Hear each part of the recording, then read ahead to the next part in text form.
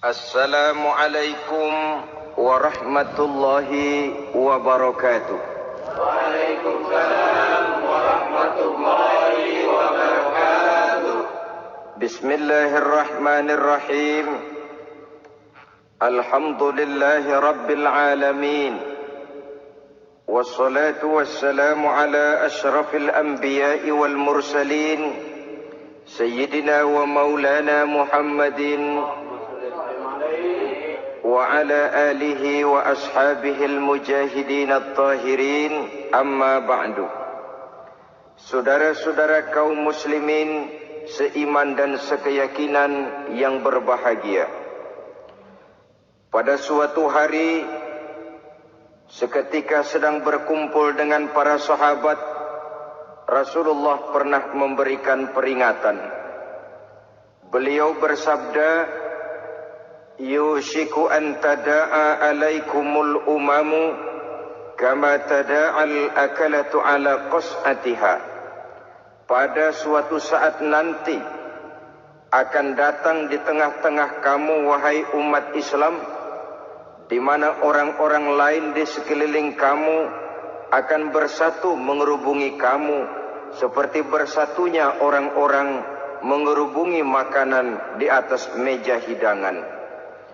Akan datang satu saat nanti di mana kondisimu dikepung sedemikian rupa, yang barat mau menerkam, yang timur mau menghantam, yang selatan mau menginjak-injak, yang utara pun akan menjelajah. Kondisimu seperti makanan di atas meja hidangan. Sebagian sahabat merasa heran dan terkejut, lalu mereka bertanya, amin qillati nahnu yawma izin ya Rasulullah? Apakah jumlah kami pada waktu itu sedikit ya Rasul? Kami sampai dikepung sedemikian rupa? Beliau menjawab, bal antum yawma izin katsir. Sama sekali tidak. Kamu tidak sedikit pada saat itu. Bahkan jumlahmu sangat banyak. Kamu adalah mayoritas. Walakinnakum ghusa'un ka ghusa'is sail.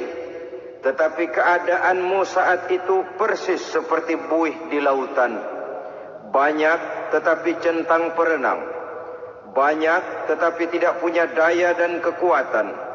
Banyak tapi dipermainkan gelombang lautan, dihempaskan ke tepian pantai tanpa punya makna dan arti. Kondisimu pada saat itu kuantitas yang tanpa kualitas, sehingga orang lain enak saja mengepung kamu. Akidahmu didangkalkan, dibanjiri dengan peradaban dan kebudayaan yang menjauhkan dari agama.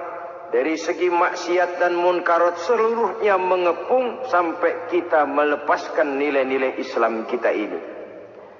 Dan celakanya, sambung beliau, wal yanzi'anna fi qulubi aduwikumul mahabata minkum. Akan dicabut kehebatanmu di mata musuh-musuhmu. Sehingga pada saat seperti itu orang lain memandangmu umat Islam enteng saja, remeh saja, tidak ada apa-apanya. Sudahlah, pokoknya umat Islam sikat saja. Umat Islam enteng, umat Islam kecil, umat Islam tidak ada apa-apanya. Alangkah ironinya, alangkah menyedihkannya, memilukan dan sekaligus memalukan. Umat yang mayoritas ini dipermainkan oleh yang minoritas. Umat yang jumlahnya terbesar, terbanyak, bahkan konon menurut catatan sampai 90%, tapi dipermainkan oleh mereka, kelompok-kelompok kecil ini. Wal yakzifanna fi qulubikumul wahn. Pada saat itu di hatimu dicampakkanlah penyakit wahan. Sahabat kemudian bertanya, wa mal wahnu ya Rasulullah? Apakah penyakit wahan itu ya Rasul? Beliau menjawab, hubbud dunya wa karahiyatul maut. Penyakit wahan itu tidak lain hubbud dunya wa karahiyatul maut. Terlalu cinta kepada dunia dan terlalu takut kepada mati. materialistis dan takut resiko.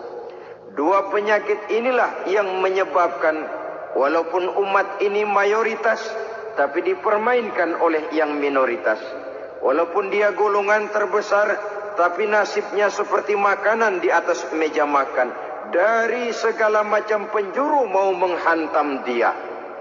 Saudara-saudara kaum muslimin yang berbahagia, ini merupakan analisa sosial bahwa pada satu saat nanti akan terjadi di tengah-tengah umat di mana kita dihantam dan diserbu dari segala macam penjuru.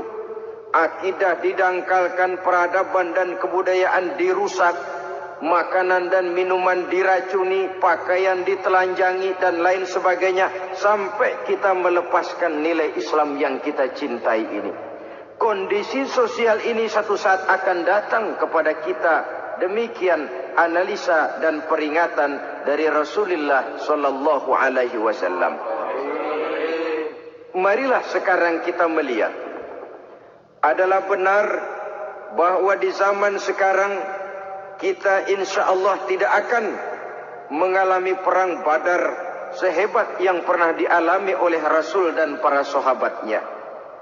Tetapi sesungguhnya perang yang kita hadapi di zaman sekarang ini tidak kalah hebatnya dengan perang Badar, tidak kurang dahsyatnya dengan perang Uhud, tidak kurang ngerinya dari perang Khandaq. Hanya saja yang kita hadapi sekarang ini bukan ujung pedang, bukan ujung tombak, bukan ujung panah. Yang kita hadapi sekarang ini adalah perang akidah, perang ideologi, perang mempertahankan keyakinan. Yang kalau kita kalah sekarang, kita memang masih beragama. Tetapi anak kita, cucu kita, generasi yang akan hidup 5, 10, 20, 30 tahun yang akan datang, wallahu a'lam bissawab. Islam, saudara-saudaraku, tidak mungkin hilang dari dunia. Tetapi tidak mustahil Islam gulung tikar dari desa kita. Tidak mustahil Islam gulung tikar dari kampung dan kota kita, jikalau kita tidak menjaganya, jikalau kita tidak memeliharanya, bahkan jikalau kita tidak mewariskannya kepada anak-anak kita, generasi yang akan datang. Marilah kita mengingat sejenak bagaimana Islam di Spanyol yang pernah jaya, pernah mewarnai daratan Eropa, dan yang sekarang hanya sekedar tinggal ceritanya saja. Ini pernah diperingatkan oleh Rasul dalam satu hadis, sayati ala ummati zamanun la yabqal Islam illa ismun wala minal Quran illa rasmun. Akan datang satu masa di tengah umatku di mana pada masa itu Islam ada tapi hanya tinggal sekedar namanya saja, dan Quran pun ada tapi cuma sekedar tinggal tulisannya saja. Apabila kita tidak mewariskan ini kepada generasi yang akan datang, maka serbuan-serbuan dari berbagai macam penjuru dari hari ke hari semakin kita rasakan kehebatannya. Tidak mustahil sejarah Spanyol akan terjadi di desa kita, akan terjadi di kampung kita, akan terjadi di kota kita.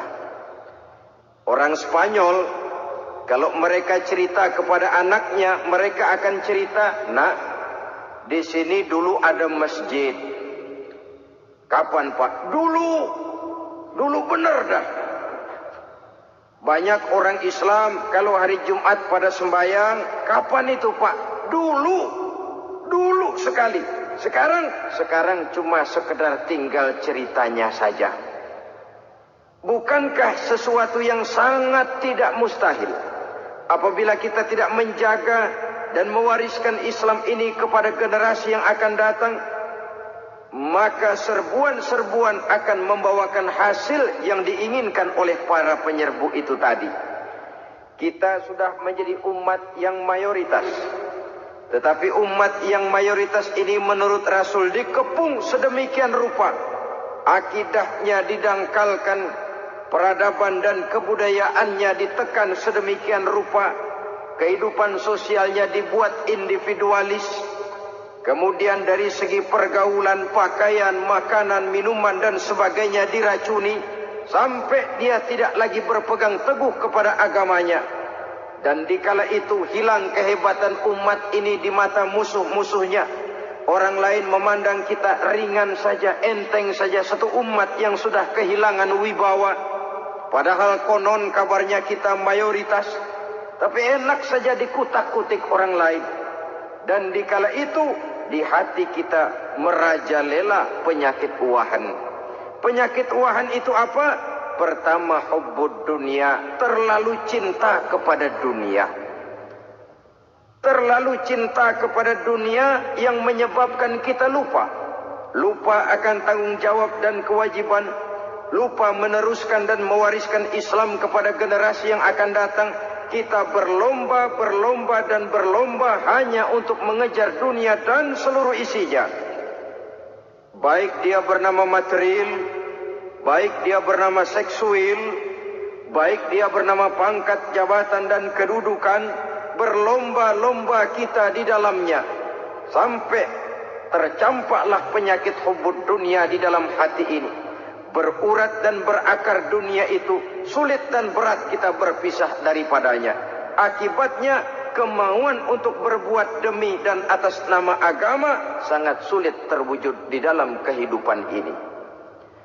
Yang kedua, karahiyatul maut, terlalu takut kepada mati. Baik mati ajal, mati dalam artian yang sebenarnya, baik mati usahanya, baik mati karirnya, baik mati pangkat dan jabatannya. Sehingga dengan demikian akibatnya jatuhlah kita menjadi umat yang kehilangan wibawa di mata orang lain. Saudara-saudara kaum muslimin rahimakumullah,